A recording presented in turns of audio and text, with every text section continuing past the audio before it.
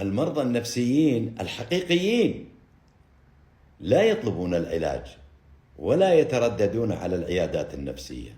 أجل مين اللي يجي العيادات؟ ضحاياهم، ضحايا الأشخاص المرضى النفسيين الحقيقيين.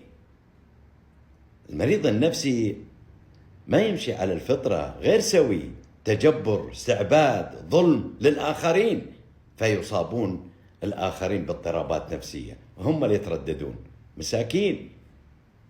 لذلك أقول: إذا دعتك قدرتك على ظلم الناس فتذكر قدرة الله عليك. اتقوا الله. اللي يظلم يأكل مال حق أحد، اللي ما يعامل أحد كويس، فيتسبب في اضطرابات نفسية الطرف الآخر، فهم اللي مساكين يترددون للعيادات النفسية. لكن المصدر الحقيقي والمرضى النفسيين هم ما يحبون يروحون للعيادات ويتعالجون، عندهم تكبر وغطرسة وشوفة نفس، فيتسببون باضطرابات نفسية للآخرين. تحياتي لكم.